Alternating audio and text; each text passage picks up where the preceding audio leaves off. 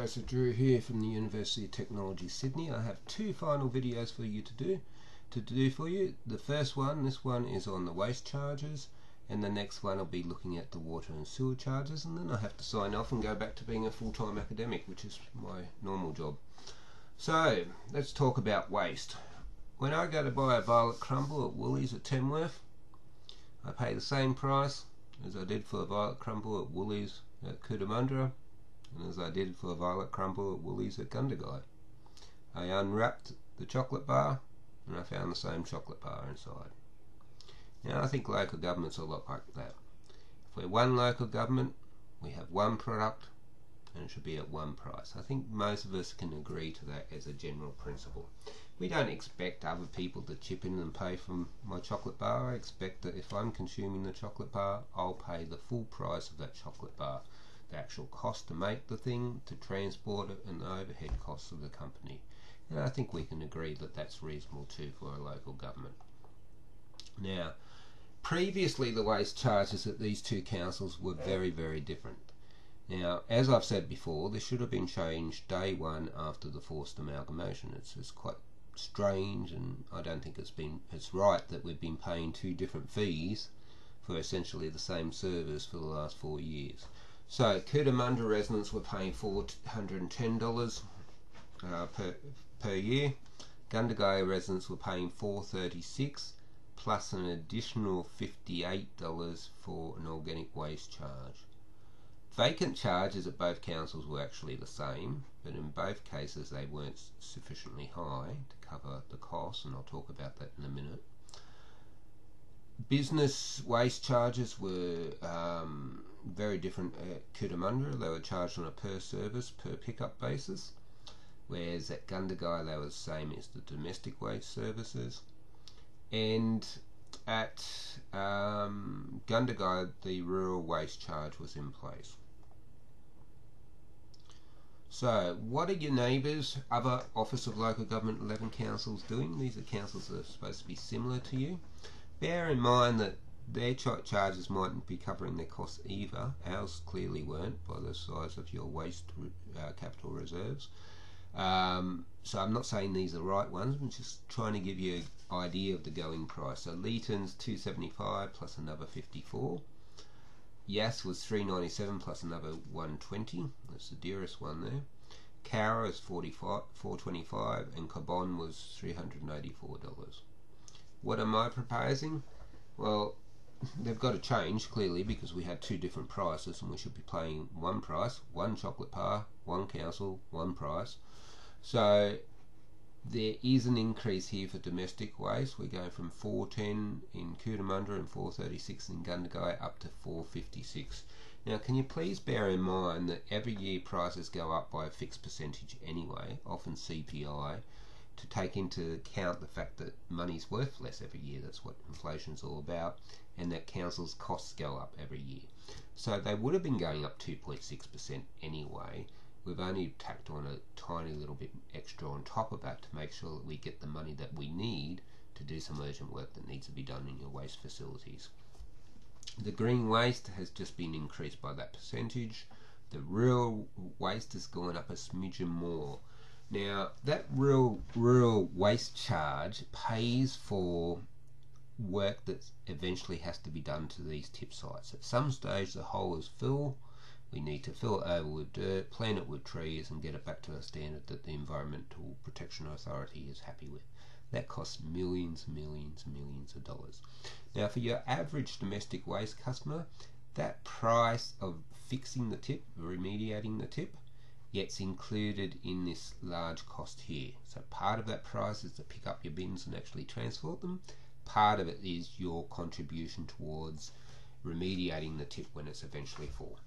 And the rural waste charge is essentially the same thing. We're just asking everyone to make a contribution towards the fact that at some stage we're going to have to fix the tip site. At some stage we're going to have to fix places like Board Hill where we transport some of our rubbish. It has to be remediated, and when it happens there's millions of dollars of work that has to be done. That same charge, I believe, should also be levied on vacant land.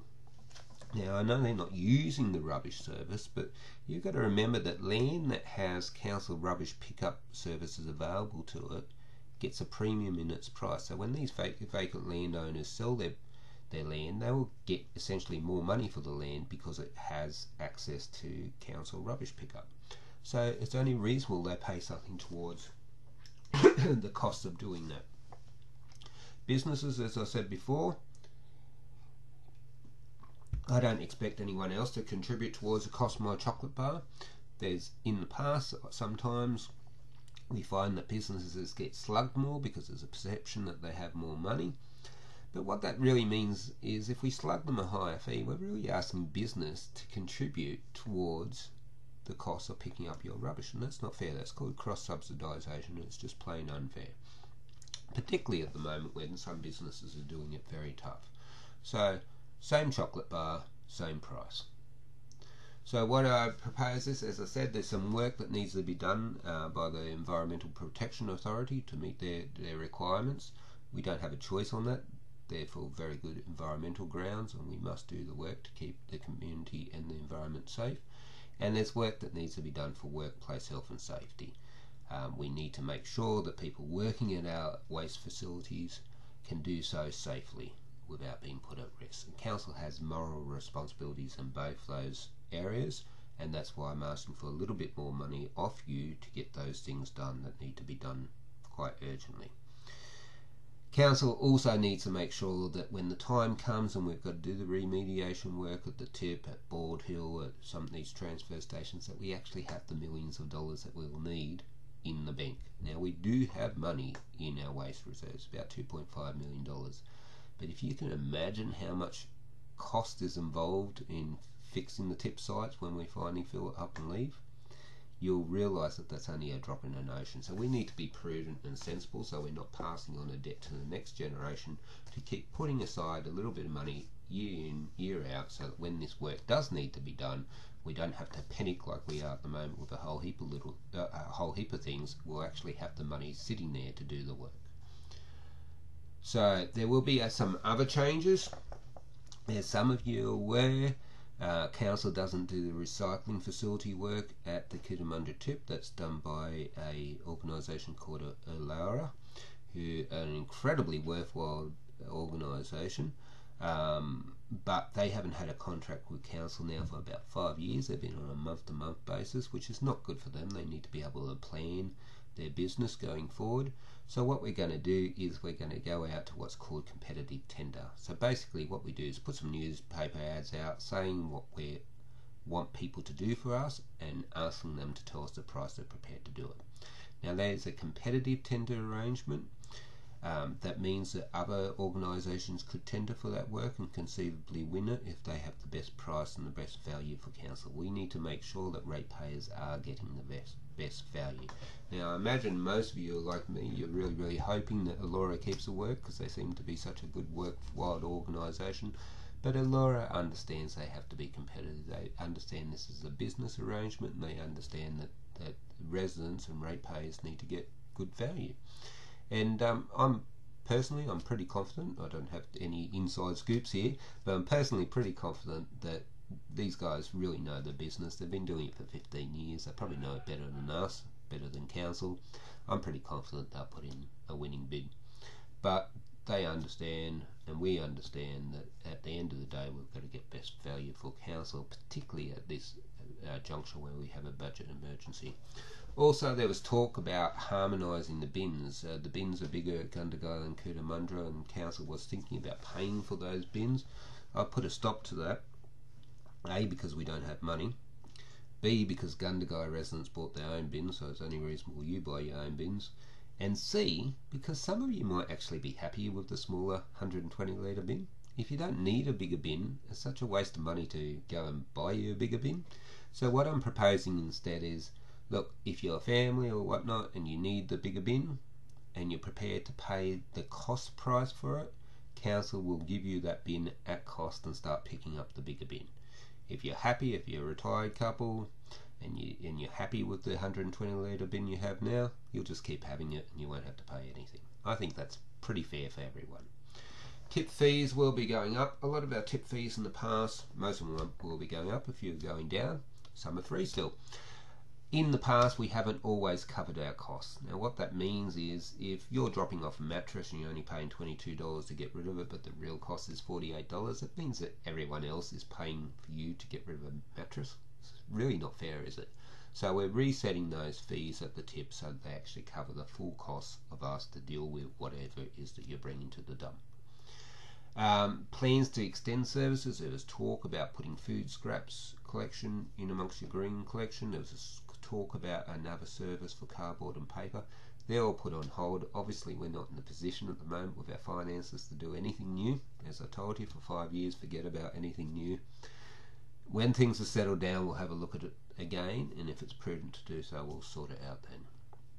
These bulk curbside pickups, I understand they happened in Cootamundra in the past, but not Gundagai. I think I've got the right way around.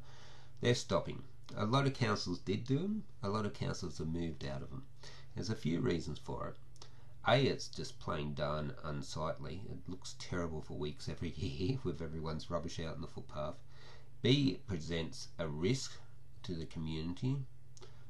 With all that rubbish lying around in the dark, people can trip over it. The stuff that can be blown by a strong wind can be blown out on the road. Someone can have an accident. It's really quite a dangerous practice. I don't know why it ever started. And C, it's incredibly expensive to drive around with a truck with several staff to jump on and off and pick up your stuff and put it in the truck. So that won't be happening in the future. We'll go back to what we always did in the past. Cast your mind back 5 or 10 years ago before these things became trendy. We just put our rubbish in a trailer or the back of the ute, and we took it down to the tip ourselves, which is what I do. It's what a lot of people in the area do anyway. You know, obviously some people are going to be disadvantaged if you don't have a trailer or ute, or you're too elderly to do it yourself, but hopefully you've got friends or family that'll help you out. And I want everyone helping each other out. We all have to deal with this budget emergency, so if you know your neighbour's too old to take it down and don't have a car to take it down, you've got a trailer and you're taking some stuff down yourself, how about you take their stuff down as well? Okay, now I'm well aware, and so is council, that this is incredibly bad timing with the coronavirus coming up, which has impacted a lot of people's lives, and we're sensitive to this, guys. If you're one of the people who have lost their job sadly through this, or you're one of the people who have sadly lost their business because of government policy changes, federal government policy changes, well then we will put measures in place to help you out. If you need the fee not to go up to help you get through it, or if you need relief on the fee, council will be establishing a way for you to do that. But please bear in mind that if we give you relief on this fee, it essentially means that everyone else is paying a little bit extra to cover you. So only if you need it. If you do need it, of course we want to be there to help and support you. But bear in mind that by supporting you, we're really asking everyone else to pay us a little bit extra. Now, thank you so much for your time. I have another video on water and sewer that will come out in the next couple of days, and then I'm afraid I've got to say goodbye. Bye for now. Thank you.